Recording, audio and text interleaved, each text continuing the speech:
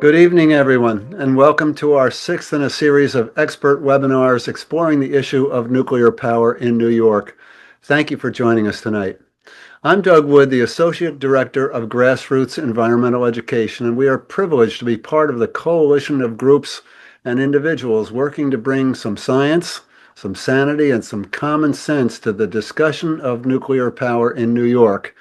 And we're very happy to be the hosts of these fact-based webinars. Tonight, our subject is the challenges inherent in trying to power up old nuclear power facilities that were certified by the federal government for defueling, permanently shuttered, and committed to decommissioning.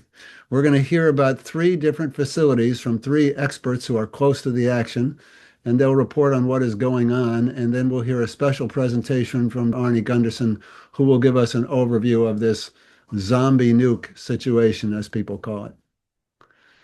To set the stage, I want to share an insight I gleaned from remarks by Paul Gunter of Beyond Nuclear to the New York State Decommissioning Oversight Board last June regarding the decommissioning of Indian Point. The presentation was called Mind the Gap: Decommissioning's Critical Link to Public Safety and Extended Reactor Operations. Now, the Nuclear Regulatory Commission has recognized decommissioning activities as important to safety and reliability of continued operations of the remaining fleet. But for the past 11 years, the agency has unsuccessfully tried to harvest old materials for laboratory analysis to study residual material reactor safety margins.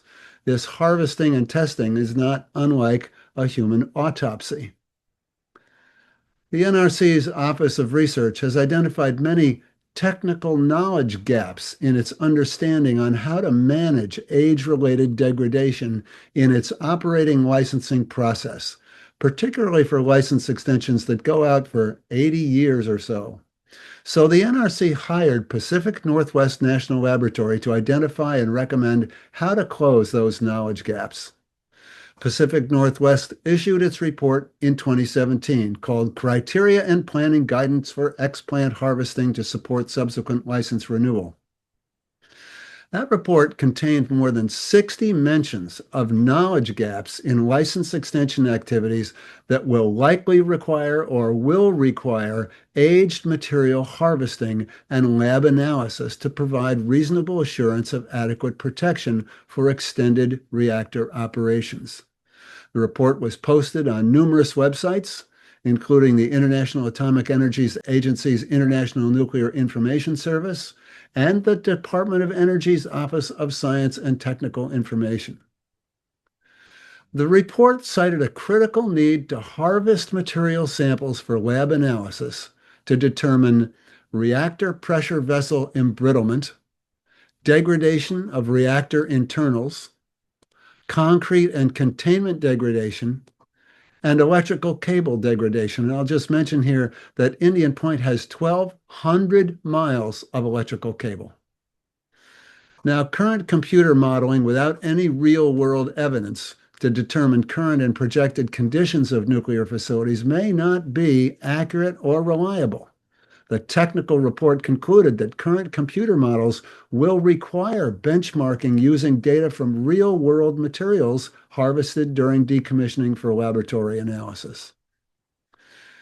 10 months after the release of this report in 2017, Beyond Nuclear staff questioned the NRC about the recommendations of the report.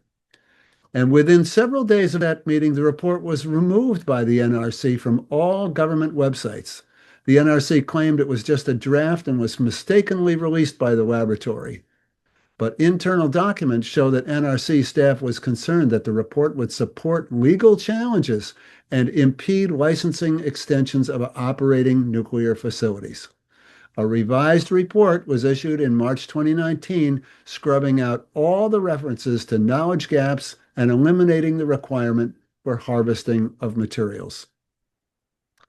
The Indian Point Decommissioning Oversight Board stated that it will be evaluating harvesting and laboratory testing as legitimate costs of doing business in the state of New York and in the public interest at large.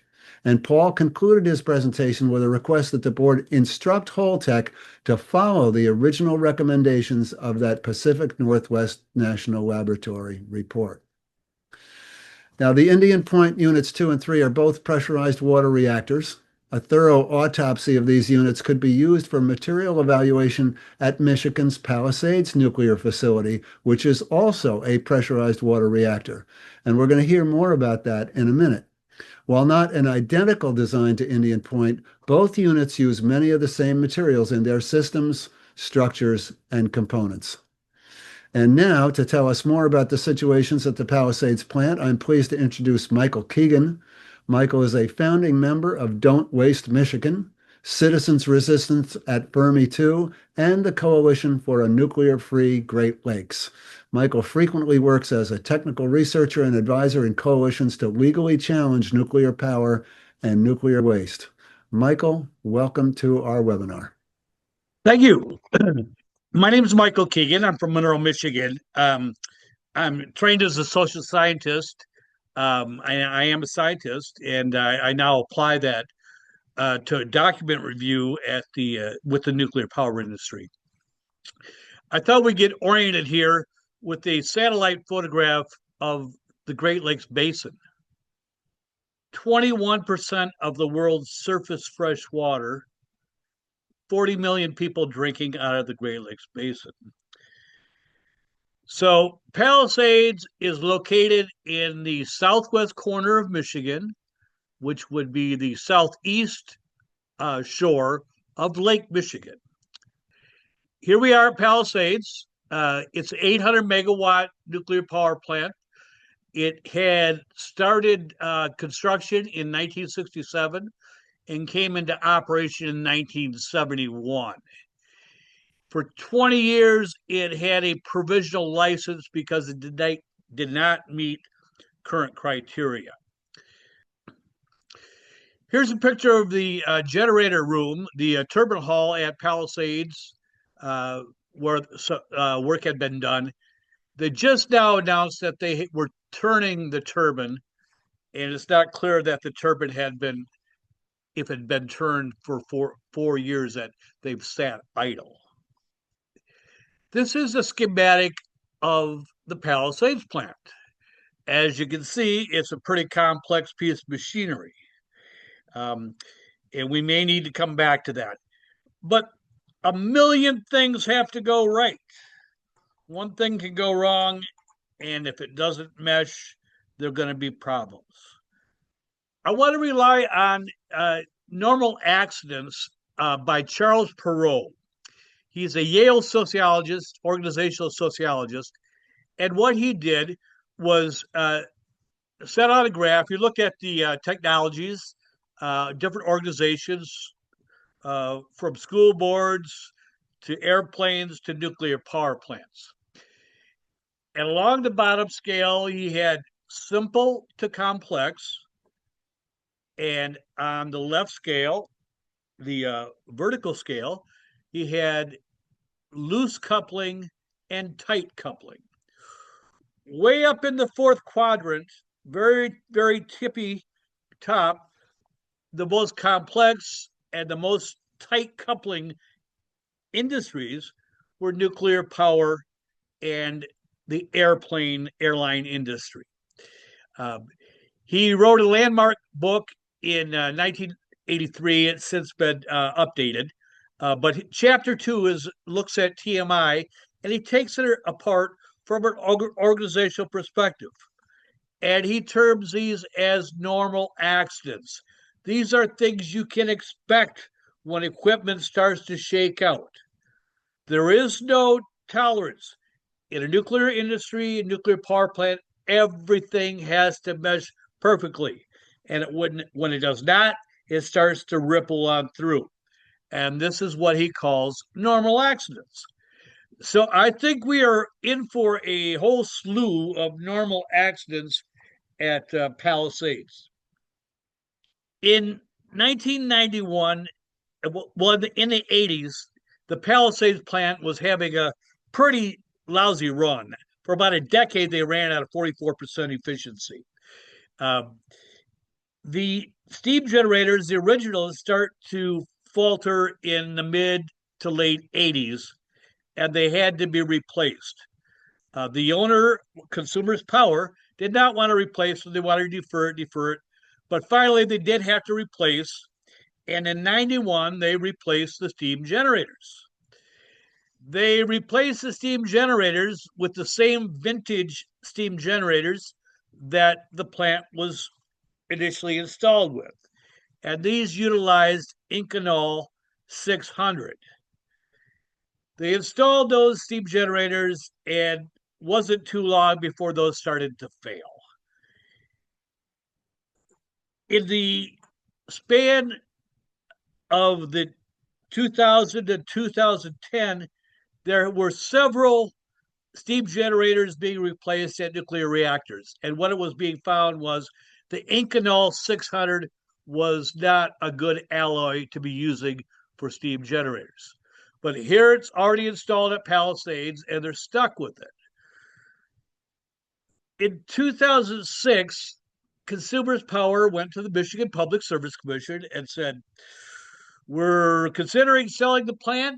There are some major expenses we have, and we are not going to take care of those expenses. We're going to sell the plant, and the next owner can then take those on. And those included the steam generators needed to be replaced. That's about a $500 million project. The cable trays, the electrical had to be replaced. Another 100 million. The reactor pressure vessel head was faulty. It needed to be replaced.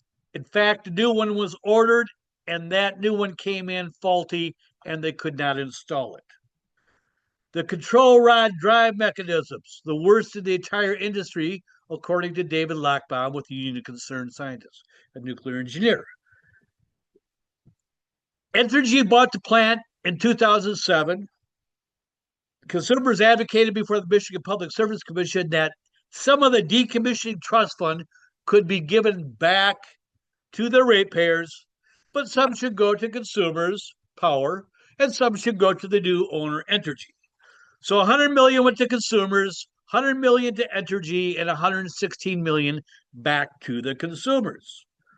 So now the decommissioning trust fund is down $316 million.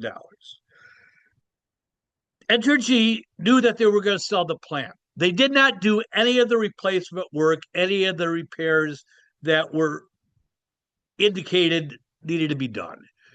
They went along, patched as they could, as they would, but deferred any serious work.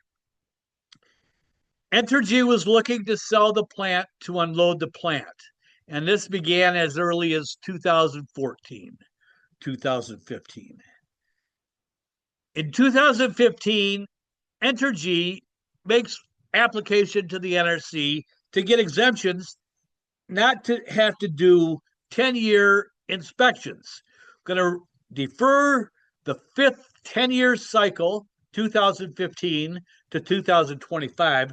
Going to defer that until 2026. So they got exemptions to do that. When I was looking at those documents, it looked like there were 28 different areas. And when things shook out, it looks like at least 22 areas that the work was not done.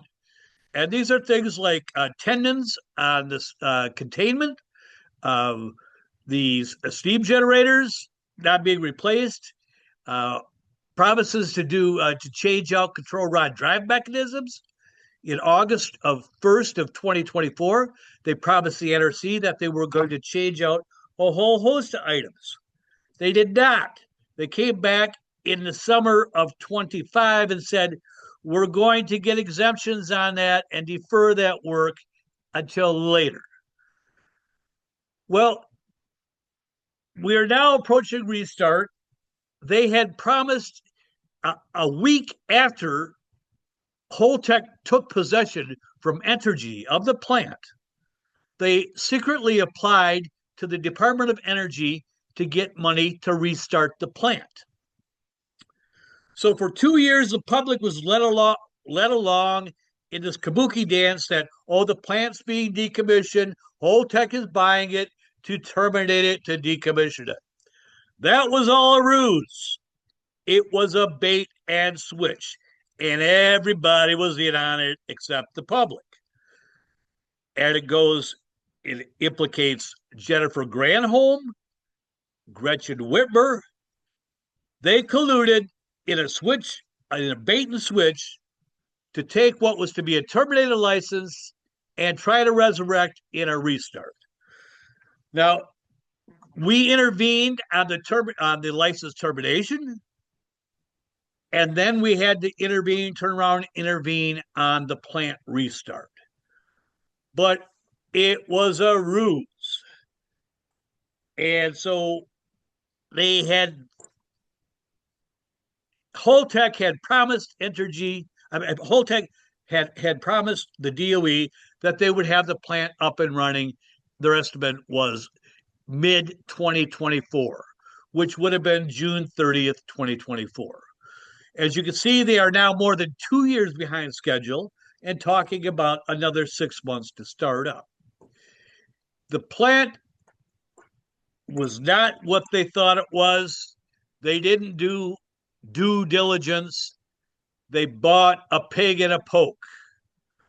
Well, the cat's out of the bag, and they bought a dilapidated hunk of junk. And the Michael, major, I'm sorry to interrupt you, but we need to move on. We have many speakers to get to. So if you could just okay, wrap up in the next couple of minutes. Thank you. okay. So the steam generators are the major problem there. They have been repaired with sleeving of almost a mile's worth of patches. That is a problem. Here's my point. You can duck the regulations of NRC and the rules, but you cannot duck the laws of physics. And the plant is going to come back to bite them in the butt. They're way behind schedule. And when you look at Fukushima, the root cause analysis of Fukushima was collusion between the government and the utility. And that's what we have here in spades at Palisades. Thank you. Thank you, Michael. As you say, there are likely to be a lot of normal accidents happening in the future at Palisades. So thank you for that overview, and we'll come back with questions at the end of the program tonight. I'm going to turn now to Eric Epstein. Eric is the chairman of 3 Mile Island Alert Incorporated, a safe energy organization founded in 1977. He serves as president of EFMR Monitoring Group, a nonprofit economic development corporation, and he's chairman of Stray Winds Area Neighbors, which is a smart growth association in 2005. Eric lived through the situation at 3 Mile Island, as many of us did. And Eric, we're happy to have you here tonight. The floor is yours. All right, thank you. Eric Epstein, 3 Mile Island Alert. So our organization was founded in 1977, 2 years before the accident. The initial environmental group to intervene was Environmental Coalition on Nuclear Power out of State College, Chauncey Kepford, and Judy Johnsrud. We did intervene with ECNP before the accident at TMI, and we successfully were able to get the containment building to have a more sturdy, it's not a scientific term, but a sturdier defense mechanism. So 3 Mile Island is complicated. And let me just say this. TMI Unit 1 and TMI Unit 2 together were built for 1.1 billion. That's 5.2 billion by today's dollars. All ratepayer money. All ratepayer money. The company that controlled it, GPU, had 3 subsidies.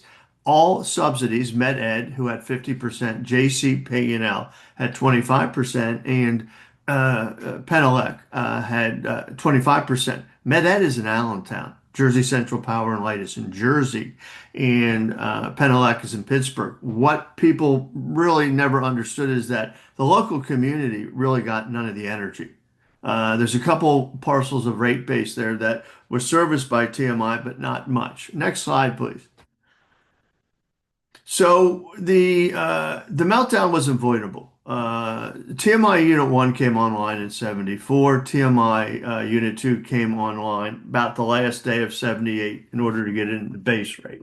A year prior to the TMI accident, a precursor event took place in David Vesey with the same malfunctioning valve, the PORV.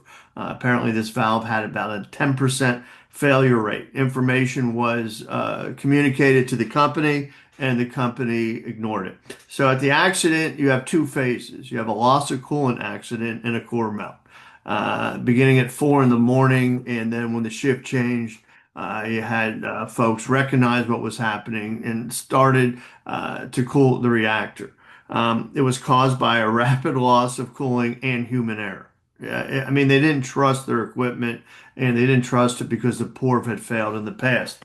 Significant radiation releases all the way up to Albany and a massive evacuation. Next slide, please. All right, so what we have here is what we had in 74. All right, you have unabashed enthusiasm from the governor, both political parties, Secretary of Energy, and also the president. TMI is symbolic, and this plan is going to restart. And the reason I feel that confident is what was once the funeral for nuclear power can now be the rebirth. Interestingly enough, this is a marriage between high tech and what I would consider low tech. But at any rate, this deal was cut when Microsoft got a 20-year contract to buy the energy from TMI. The market rate at the time was $48 a megawatt. They paid $115 a megawatt. And the energy, here's the formula for us. We'll supply the labor, we'll supply the water. We won't get the electricity, but we'll get the rad waste. Okay, that's the story. Next slide, please.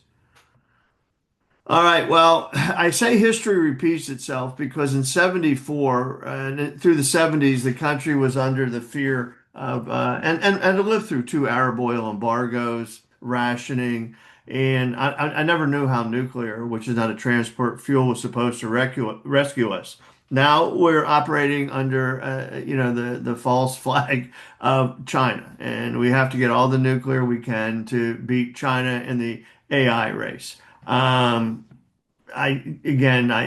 think that it's a not a correct argument, if that's the right way to put it. I never thought, and I still don't think that the two things about nuclear power that's predictable, they're going to be behind schedule and they're going to be over cost. So I don't know how that formula is a winning strategy to beat China. Next slide, please.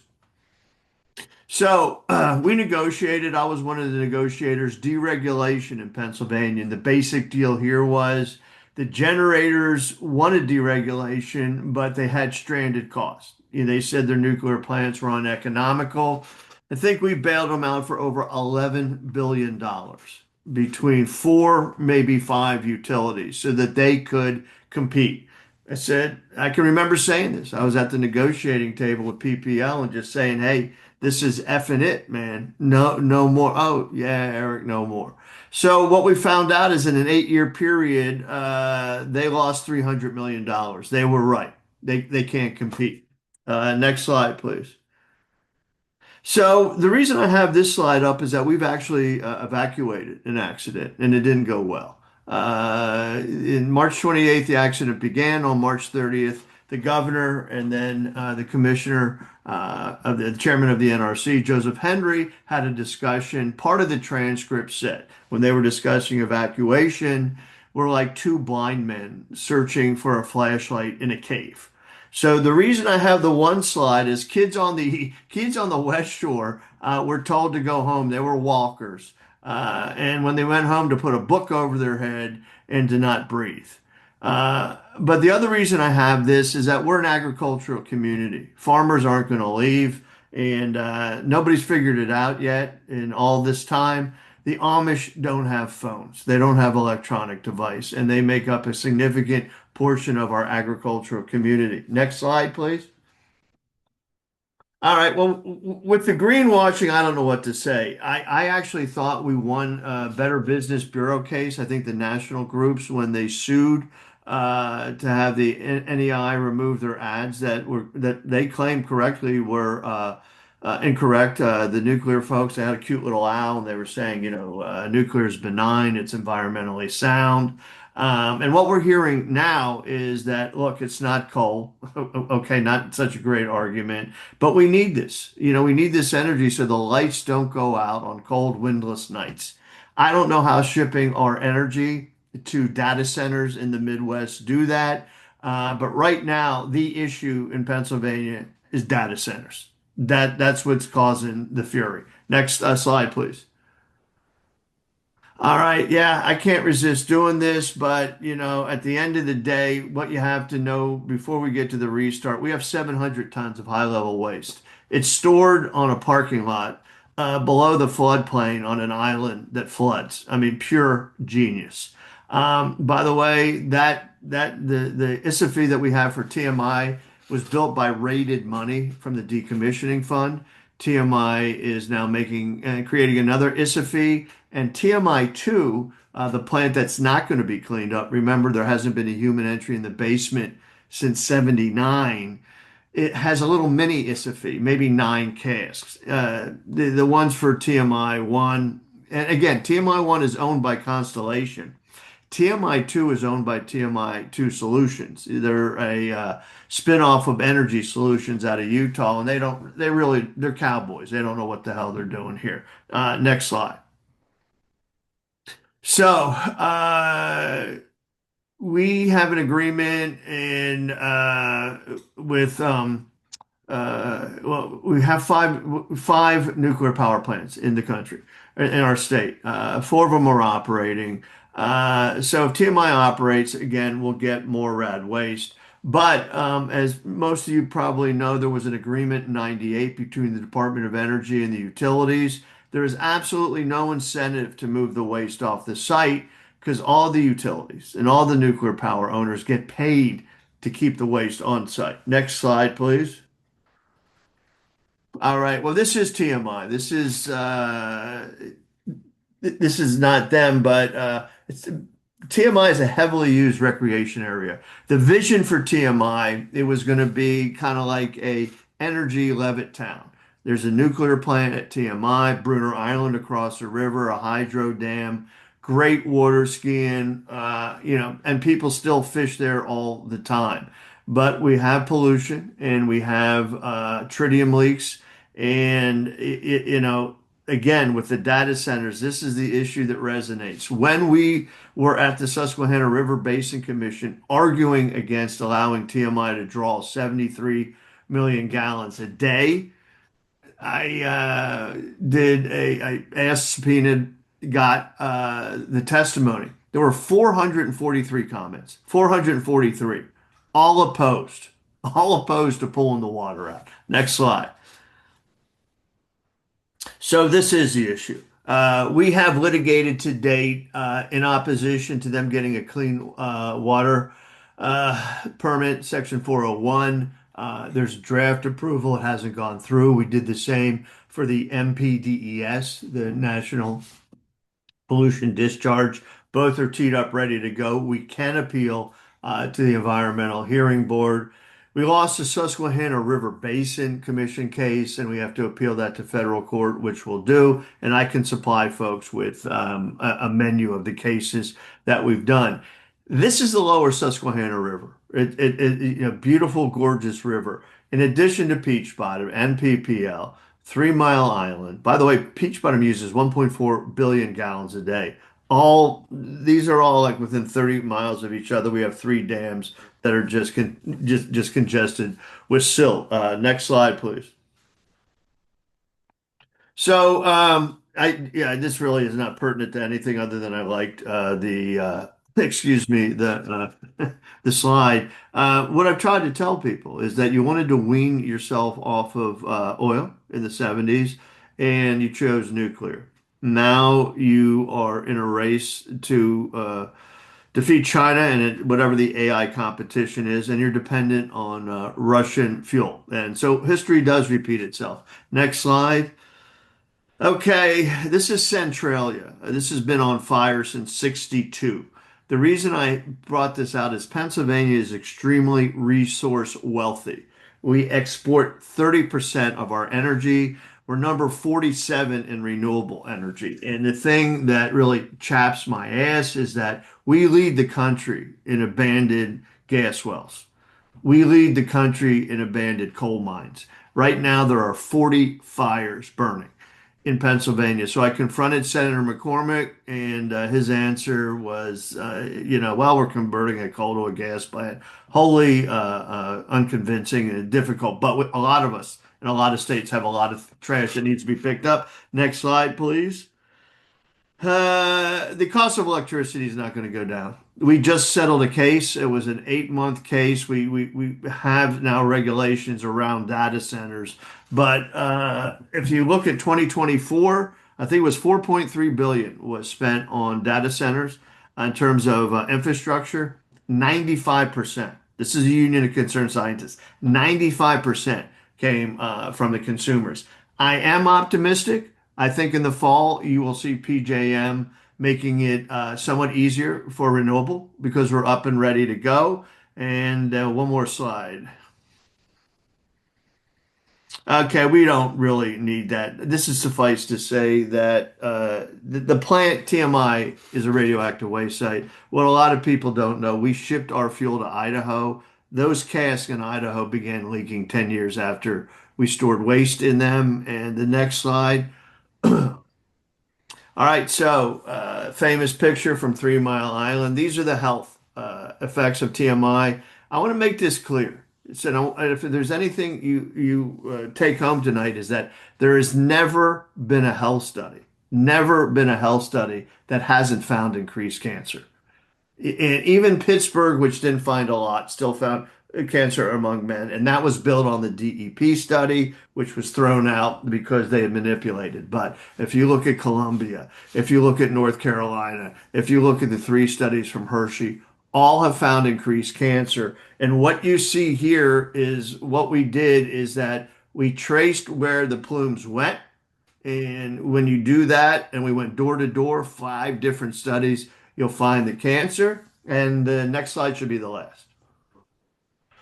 I just thought, it'd be cool to put a William Faulkner quote in there. But the thing I want to leave people with, and I do this in every presentation or lecture, March 28th, 1979, 4 o'clock in the morning, the accident began. There is no ending. People don't get that. People don't get radiation time. When you say, 10,000 years, it's like 20 megatons. They don't get it. And I don't know how we communicate it. The irony is, if you see that little plaque, that was put there by the Japanese, who were here until about 1988, studying TMI-2, and again, ironically, to make sure there would never be a nuclear accident in Japan. Happy to answer questions later, and I'll try to get to some of them on the chat as well. Thanks for giving me the opportunity. Great, Eric. Thank you so much. Your comments about the evacuation plan not working just remind me that there are virtually no evacuation plans that are going to work. I mean, sending the kids home with a book over their head and telling them not to breathe, Yeah. is not a plan. It's Pennsylvania. Yeah. So we'll come back to you with some questions. I want to move on. I want to introduce Wally Taylor, who is the Conservation Chair and Legal Chair of the Iowa chapter of the Sierra Club. Wally's been practicing environmental law for more than 40 years and brings deep expertise on legal strategies to protect Iowa's energy future and all of our energy futures. Wally, welcome to the webinar. The floor is all yours. Well, thank you very much, and thank you to the folks who put this together. As you can see, there is a significant move on to try to restore these old plants. So let's go to the first slide, the next one. Next year, Energy owns the Duane Arnold Energy Plant in Iowa. I live about 10 miles from that plant, so it means quite a bit to me to keep it shut down. Duane Arnold was started, put online in 1974, and it was shut down in 2020, initially because the main customer of Duane Arnold decided to back out of their purchase agreement and go to renewables. And then a little later in 2020, we had a derecho, which is a straight ahead hurricane that damaged the plant, and they shut it down in August of 2020 and put it into decommissioning. But now, after seeing what was happening at Palisades and TMI, NextEra got the brilliant idea of trying to restart Duane Arnold. So in order to do that, NextEra needs to do two things. First, get a permit from the Iowa Utilities Commission. And the second thing is to get a license amendment from the Nuclear Regulatory Commission. Let's go to the next slide.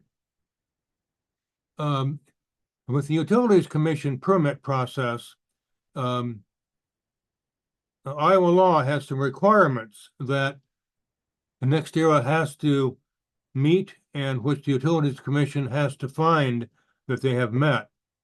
And those are to provide sufficient quantity of reliable electric service to Iowa consumers, to provide economic benefits to the state, provide electric generation compatible with environmental policies of the state, and to encourage the development of renewable electric power generation.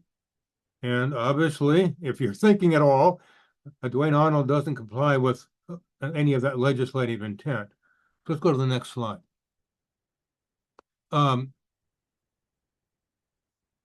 Arnold won't provide electric service to Iowa consumers because the purpose of restarting Duane Arnold is a power purchase agreement Duane Arnold has with Google to power some data centers. Just like with TMI, it's all about the data centers. 92% of the power, if Duane Arnold's restarted, would go to Google. About 8% would be purchased by Central Iowa Power Cooperative, which is a rural electric cooperative, to serve that cooperative's members. But that's just, I think, in there to try to satisfy the legislative intent that at least a little bit of the power would go to Iowa consumers. But I hope that doesn't fool anybody. And there will be no benefits to the state. There may be some short-term economic benefits from construction jobs, but there are long-term costs and adverse impacts. What NextEra did, as most of these applicants for Utility Commission permits did, was to bring in an economist who uses a modeling program called IMPLAN, which just models the positive economic benefits. It doesn't consider the costs or adverse impacts. So naturally, that gives NextEra the answer at once. But in order to do a proper economic analysis, you need to do a cost-benefit analysis. So let's go to the next slide. In the environmental policies of the state that NextEra is supposed to comply with, supports renewable energy, and nuclear power is not renewable. Nuclear power uses uranium. It's a finite resource. Nuclear power is not clean for several reasons. First, the mining and processing of uranium. And during the operation of the plant emits pollutants, both to the water and to the air, tritium to the water. And we presented evidence to the Utility Commission. And by the way, we had our hearing with the commission, and as a spoiler alert, the commission granted the permit. So our next step is to go to court. But we had evidence that official documents show that there are several radioactive elements that are emitted into the air from nuclear plants and specifically from Duane Arnold. Also, there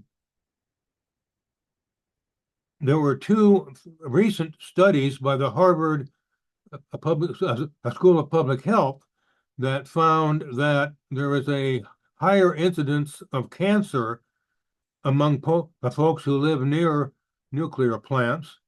And in fact, we had an expert who did some research looking at public records of health impacts in areas near the Duane Arnold plant in the counties around Duane Arnold, and comparing the time period before Duane Arnold went online to the time period during when it was online and the 5 years or so after it went offline, that there was a higher incidence of cancer during the time that it was online. That seems pretty clear to me. And of course, the radioactive waste. There's no place to put it. Although I did see today in an email that the Trump administration thinks that they can find several places to put the waste. It looks like Utah is the leading candidate. But anyway, at this point, there's no place to put it. So it's being stored at the Duane Arnold site in the canisters. So that seems to be a problem for people living around the area. Let's go to the next slide. As I said, the real problem here is that power is not being used by Iowa consumers. It's being used by the Google data center. And the data center takes a lot of water. It'll take a lot of energy. And does it really promote a public good? And especially troubling here was that NextEra had proposed to build several solar projects in that area. And when they got the idea to reopen Duane Arnold, they went to FERC and got waivers to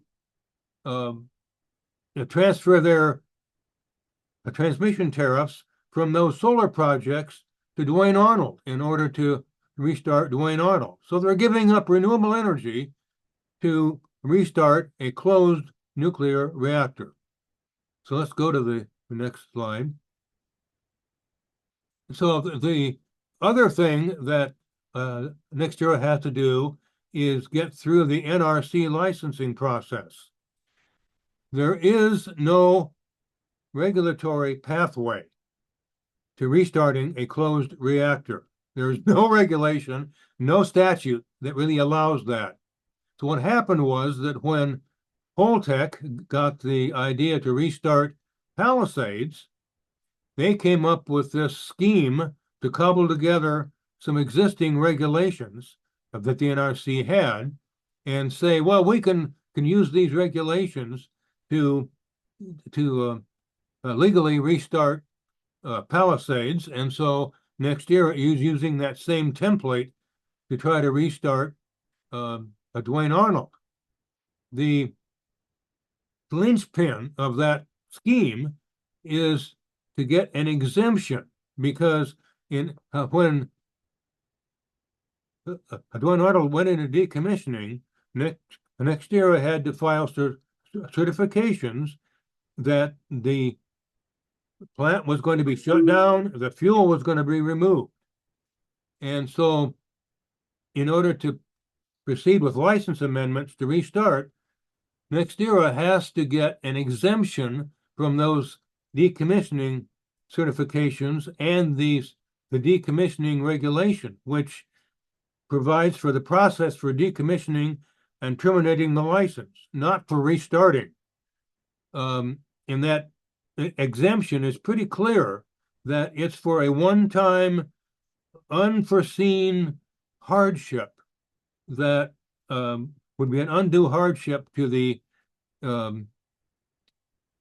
power plant, the nuclear plant. That's not what this is. This is simply an exemption to give NextEra what it wants, to allow it to do something it has no right to do.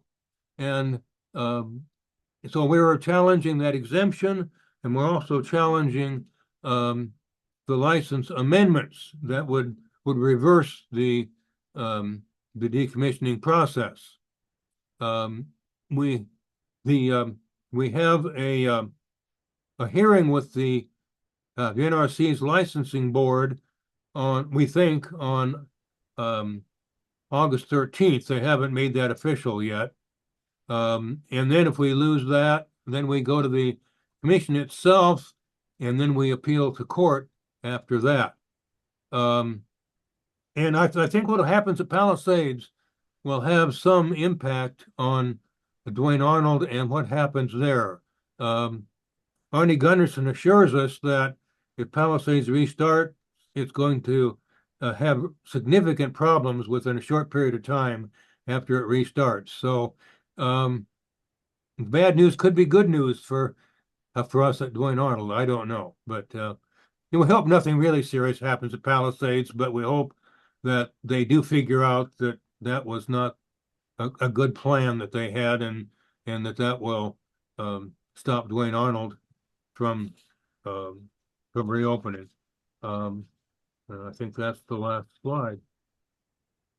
So it's a real problem here that they're trying to do something that's never been done before, and there are just so many problems with it. And like somebody said, it's like building the fire truck on the way to the fire. They just can't.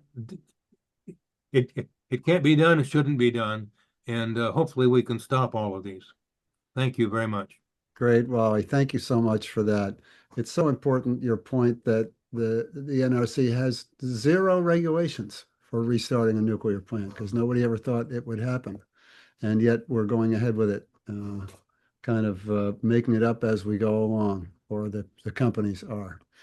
I want to bring in Arnie Gunderson, who is the chief engineer at Fairwinds Energy Education with more than 50 years of nuclear power engineering experience.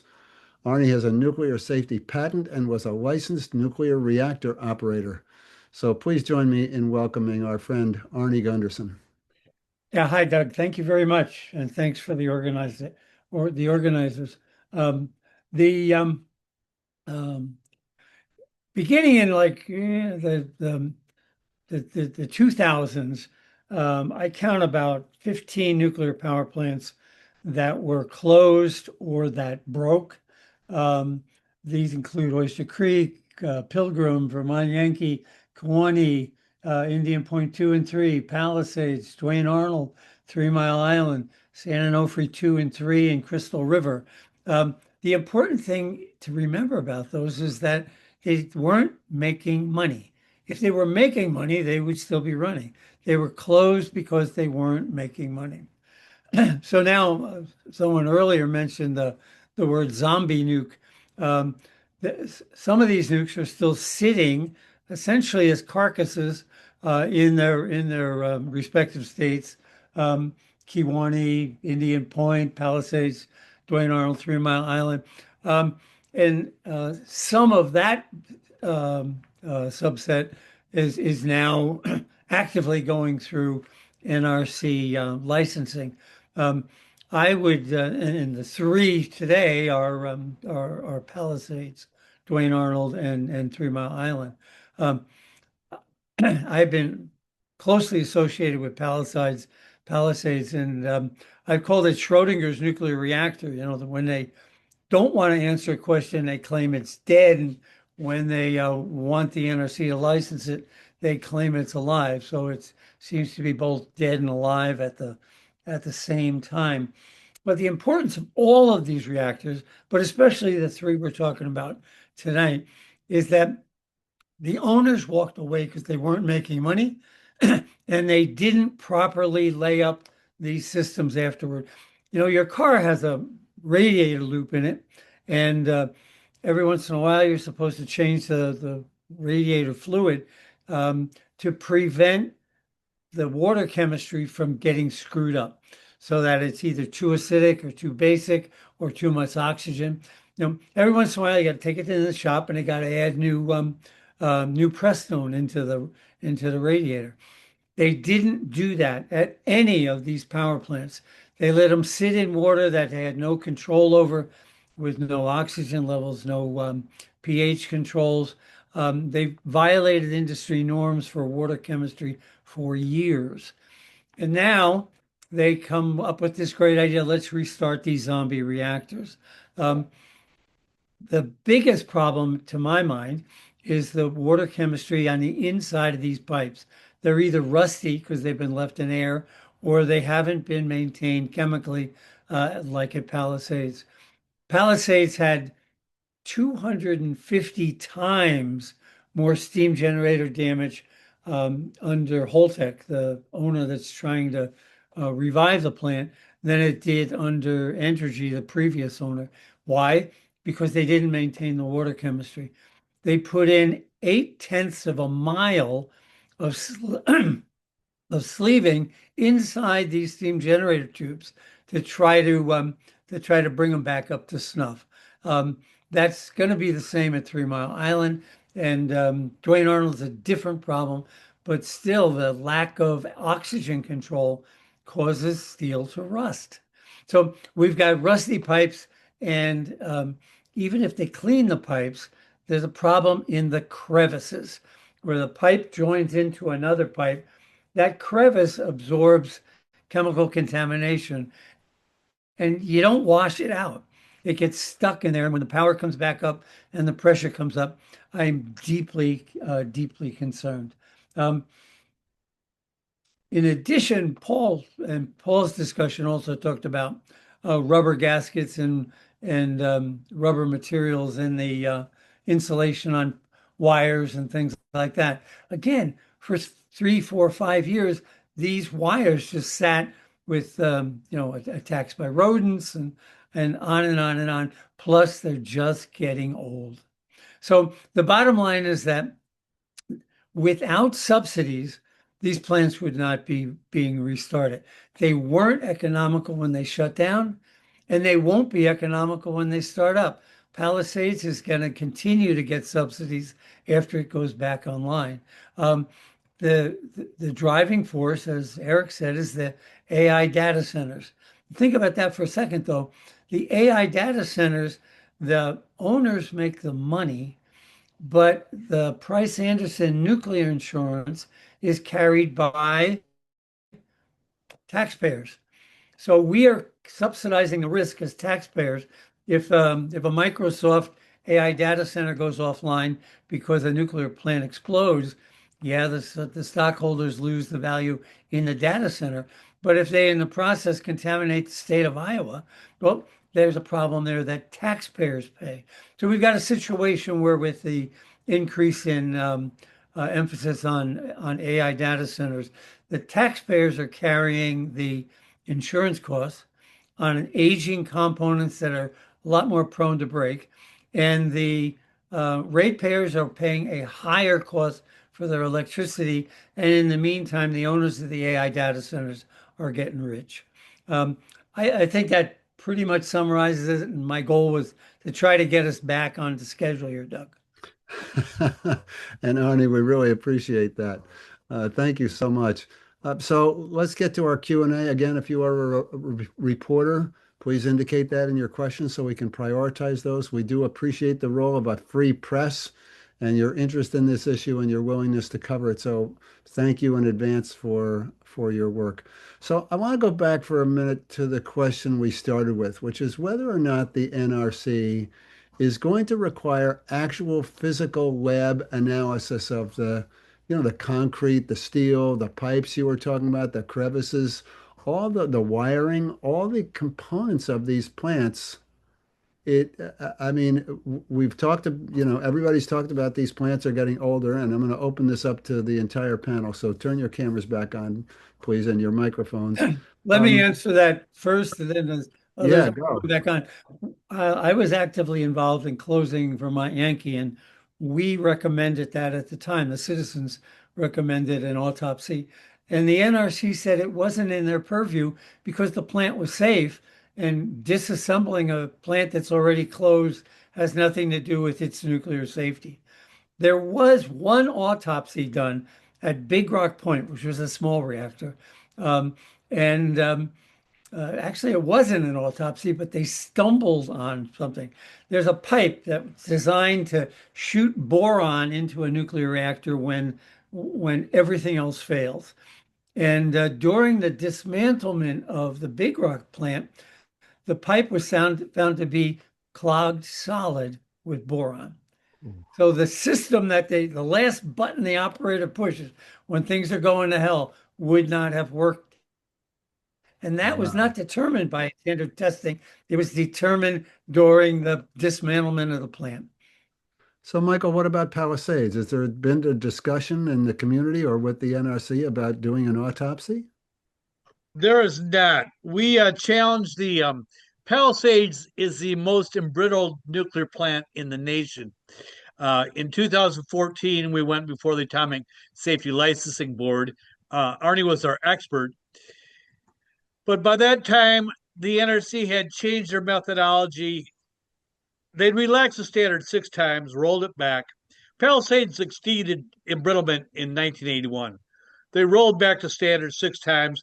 Then they changed the methodology. And then we tried to get a hearing on that. And we were not successful in prevailing with our contentions. They don't want to know. They won't pull the capsules. And at Palisades, later we hear from another nuclear engineer that the capsules there don't match the wells.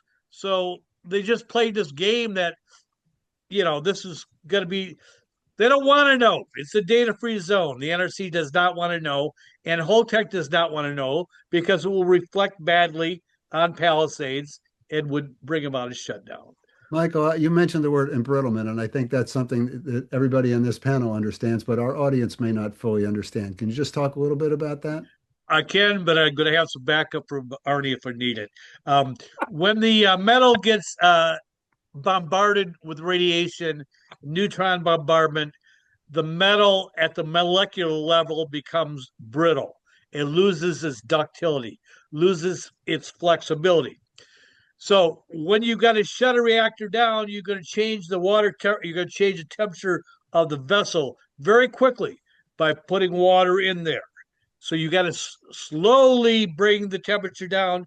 Otherwise, you risk pressurized thermal shock, as if you took a boiling water, canister of boiling water, and stuck it in a bucket of ice. It's that pressurized thermal shock which cracks the reactor, which can lead to a major LOCA, loss of coolant accident. And that's in my best layman's terms I can provide. I thought that was great. Perfect. Even I understood it. Wally, has there been a discussion about at Duane Arnold about doing some sort of an autopsy and getting these physical samples into the lab? Oh, absolutely not. You can't believe how much community support there is for restarting Duane Arnold. I mean, it's just like Duane Arnold's a religious shrine. Really? Yes. That's what I'm fighting. Yeah. I see. Interesting. But the problem is, well, number one, people want the jobs. Next era is selling this as a jobs program. Sure. And number two, as far as the public knows, and maybe it's correct, Duane Arnold operated for over 40 years safely and reliably.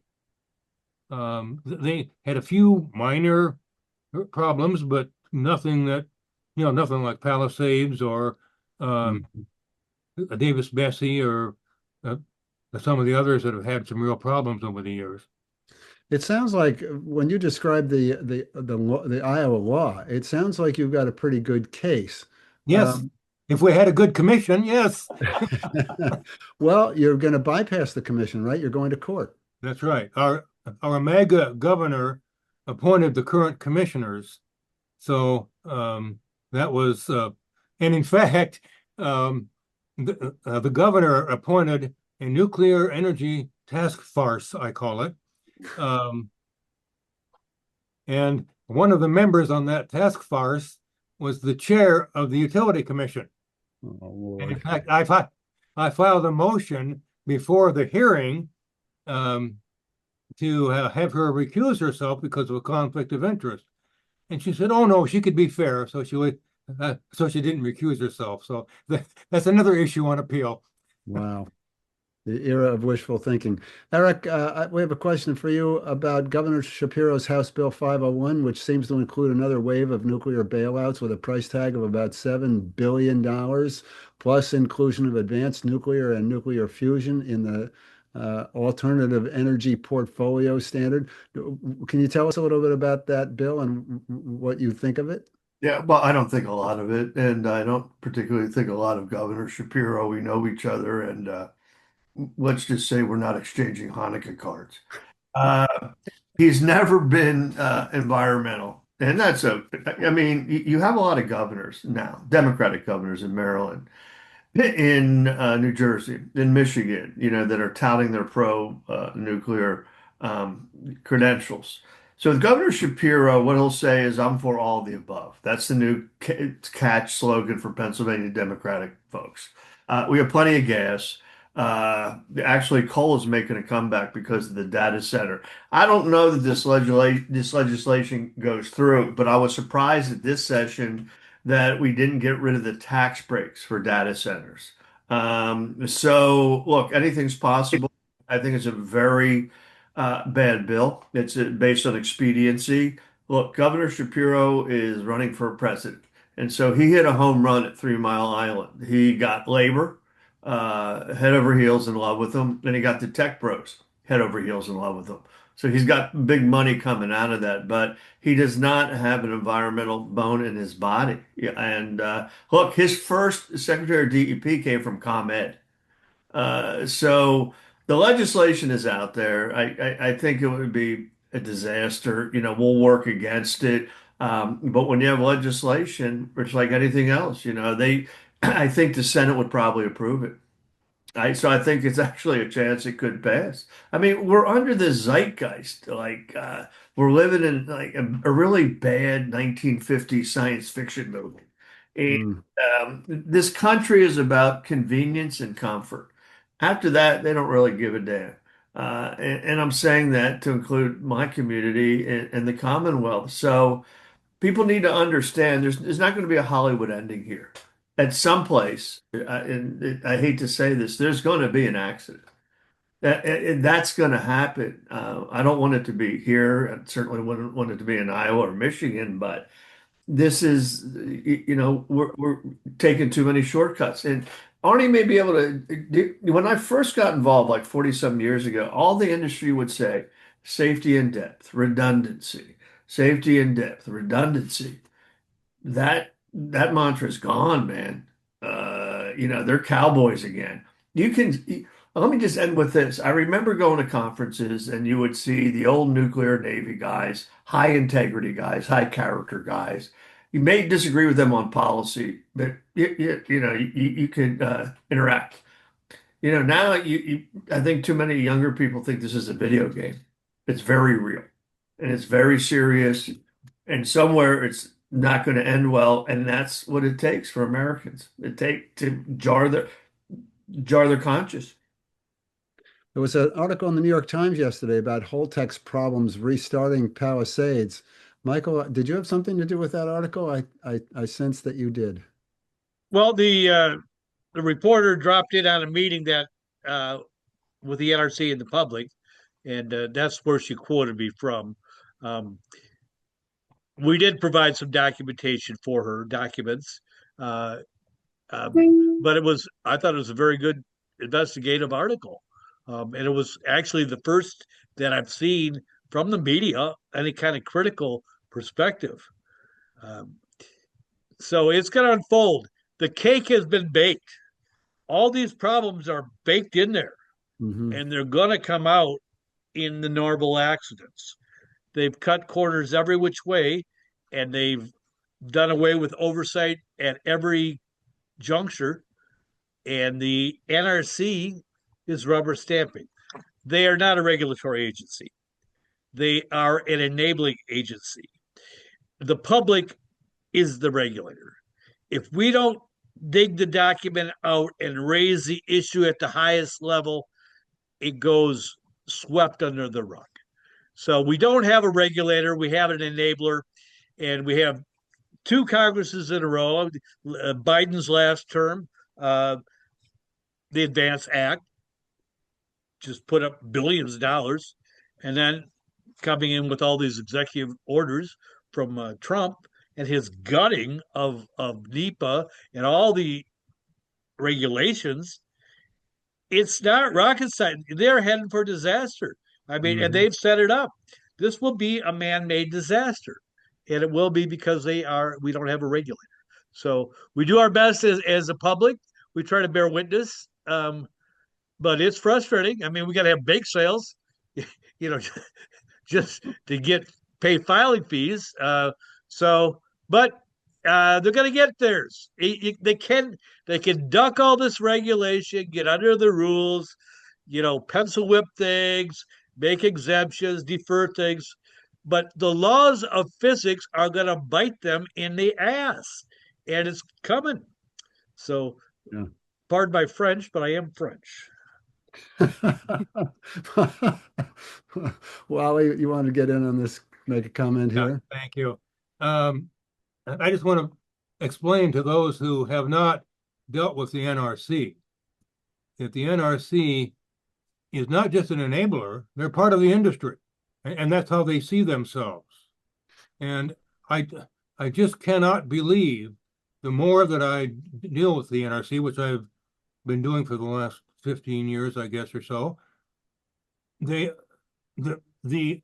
unbelievable arguments and spin and everything else they come up with to justify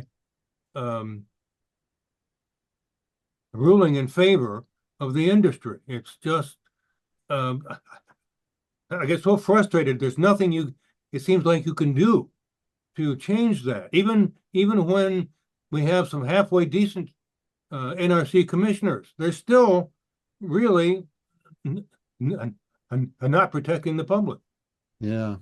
Arnie, did you have a comment on this? Um, there's a term in political science called regulatory capture. When the FAA was created, it eventually got captured by the people who were supposed to regulate. The same with EPA and on and on and on. But capture implies that you want to escape.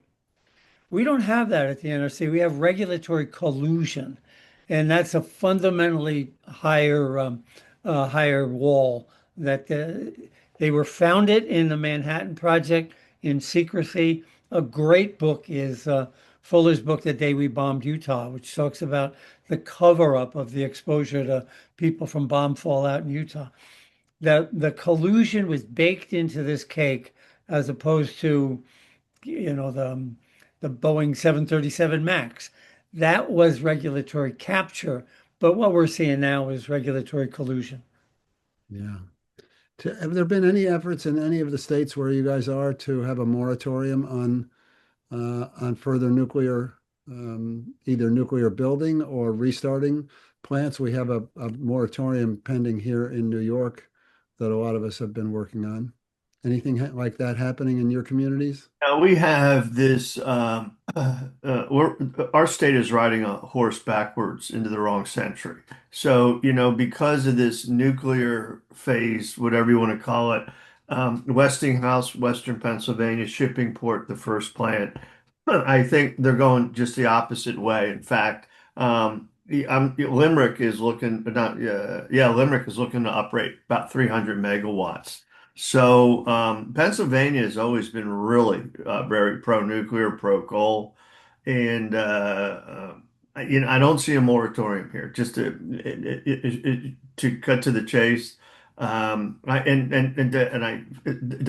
I apologize because I didn't really answer your prior question the way I wanted to. The alternative energy portfolio was a boom for Pennsylvania, and it was a boom for all states that adopted to it. Nuclear is taking a wrecking ball to it. So there won't be a moratorium here. Doesn't mean you keep fighting, see what Yeah. happens. Yeah. What we're And seeing, I'm sorry. yeah, no, to Wally's point, I was going to say that in the law, the Iowa law requires, a kind of, concentration on renewable energy projects, and they're just riding roughshod right over it. Yeah. Mm. And for years, Iowa has been a leader in renewable energy. In fact, we have had the highest percentage of our energy from wind of any state. We don't have as much wind total as Texas, but in terms of percentage, we are the leader. But back to moratoria. I took Latin in high school, so I know how to have a plural of moratoria. Um, we are getting moratoria on data centers. Several counties have passed moratoria. Other counties have passed strict regulations on data centers. And if data centers are the impetus for nuclear, maybe that's the way to get at it rather than Absolutely. directly against nuclear. Hmm. Absolutely. Interesting. Go ahead, Eric. No, I was going to say, look, I'm not theologically opposed to data centers, but the crowds that are turning out in Pennsylvania and they're raucous, and citizens are pretty informed, and they're asking questions that they could ask about nuclear. Where's the water coming from? What's this going to cost in terms of electricity? So at 3 Mile Island at the Susquehanna River Basin Commission, you had 443 people critical of taking the water out of the river for the nuke plant, even though the data center's in another area code. So again, I think look, it's 4% in Pennsylvania opposed. Very animated. And right now the politicians don't know what to do. I think if you make the nexus with nuclear and data, people will listen. And I was just really shocked at how much the data center issue with nuclear resonated. Mm-hmm. Very interesting. And I understand in Spain, they're building a data center that's going to take most of the water for the local community, which is an agricultural community. So they're teaching the farmers to grow with less water. That's their solution. Yeah, I Mhm. think water's overrated, like clean air, and we'll have to accommodate to the new social order.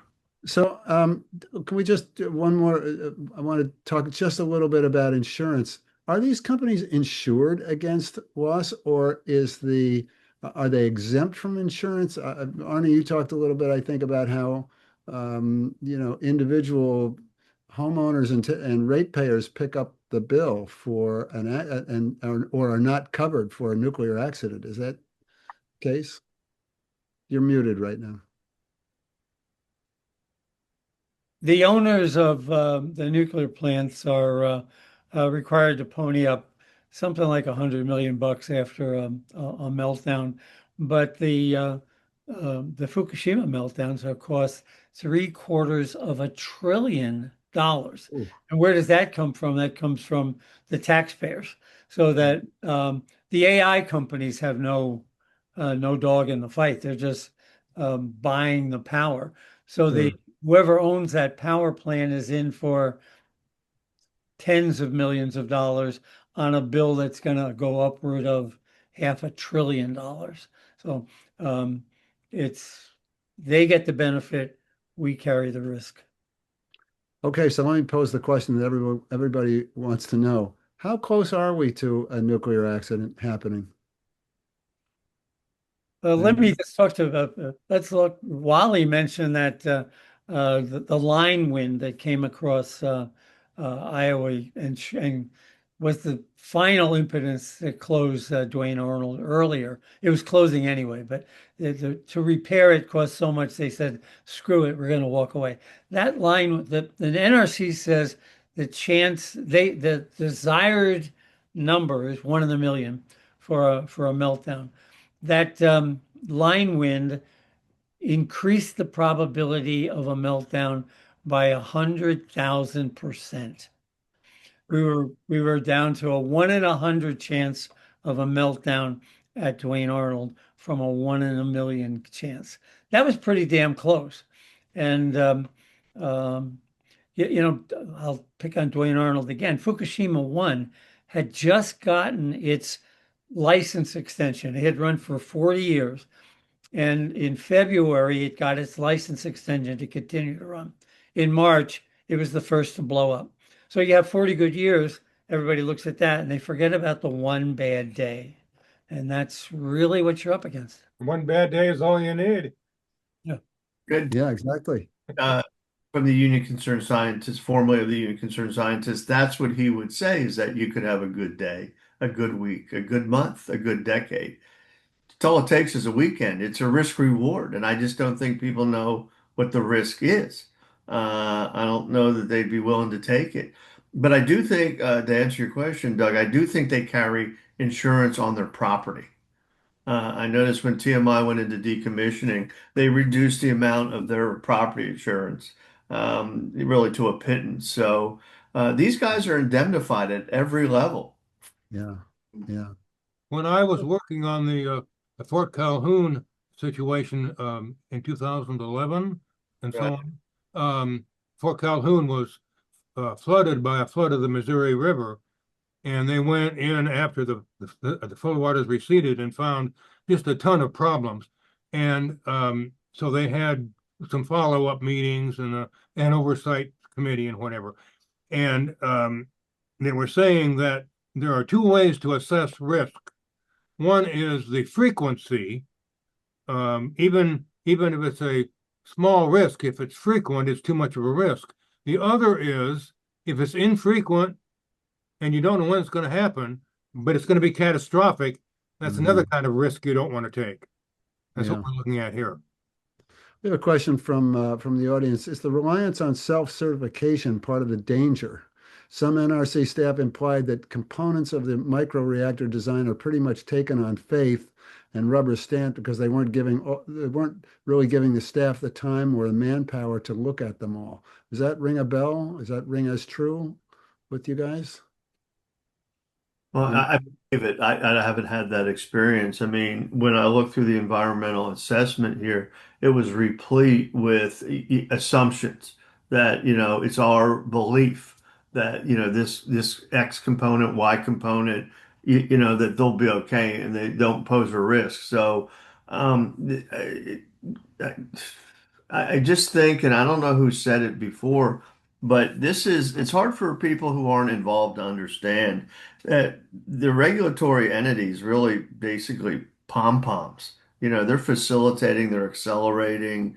It's never been objective. I don't think it was when you were involved, maybe a little better. But I don't think you should be taking things on faith that have that type of impact. I'm not that religious. hmm. Any other comments about that? I'd say the bar is very low. What the NRC is looking for is plausible deniability. Hmm. You hired experts. The experts said the report was good. You could do it. Good to go. Good for us. They're not critical in their analysis. They accept the industry, um, and they're mutually dependent, incestuous, rotating. Um, and now we have a regulator that has a mandate from Congress, rubber stamp, get to yes, has executive orders, get to yes. So the NRC position on the Palisades seems to be they've approved.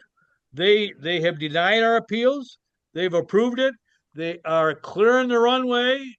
Everything's a go, and it's almost as if the NRC is saying, "Well, Mr. Trump, you can't say we didn't hold it up because they haven't." Yeah. Yeah. We're getting to the end of our program. Any final comments? Any things you guys wanted to say that you didn't get a chance to say? Any questions I didn't ask that I should have?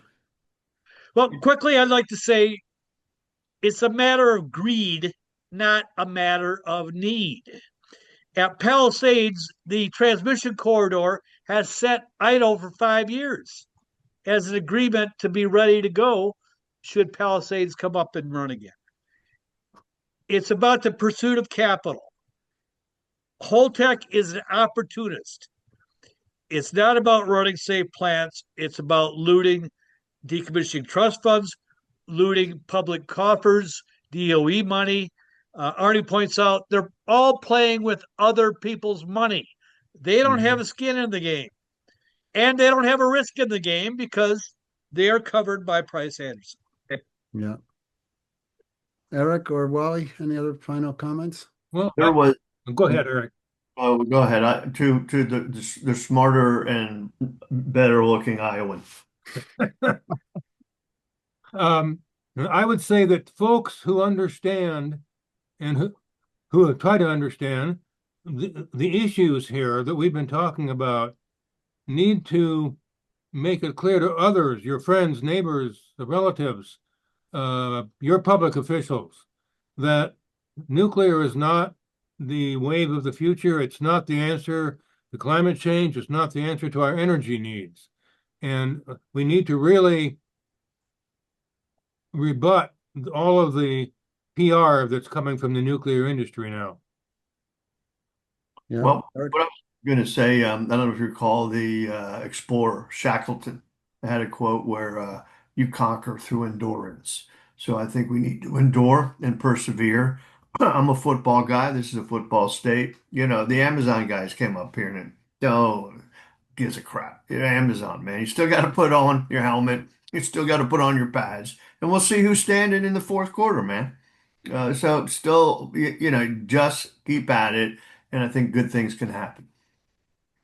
Arnie, I'm going to give you the last word.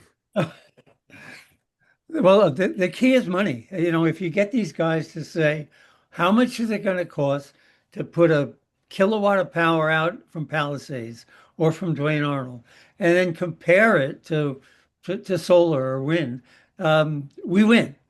But everybody hides behind the subsidies and opium, other people's money, OPM, is what's keeping these people alive. I just think we've got to get the regulators saying, let's take away the opium. What's the cost to run your plant versus what's the cost to run a windmill? Great. Okay, before we go, I just wanted to remind people that the imperative to carefully physically inspect any nuclear plant before restarting or even relicensing is critical to ensure public safety. I want to make sure we made that point. So for those of you who are dealing with a relicensing of a nearby nuclear plant, that idea of physical inspection is so important, and push for it. As Eric said, perseverance is everything. That's going to do it for our program tonight. I want to thank our panelists, Michael Keegan, Eric Epstein, Wally Taylor, Arnie Gunderson. Thank you all for your great knowledge and your willingness to participate tonight. I also want to thank the Forum Organizing Committee for their work in pulling this together, especially the indefatigable Manajo Green. And thank you to our tech expert, Beth Florio, who makes everything go so smoothly here. We appreciate it. And thank you all of you who attended tonight. We appreciate your interest in this. We hope you'll tell your friends about the webinar. And as soon as I can get to the video editing, I'll get that up on the Grassroots site. Have a nice evening, everyone. Thank you for your interest in supporting secure, reliable, cost-effective energy solutions for New York State. And good night.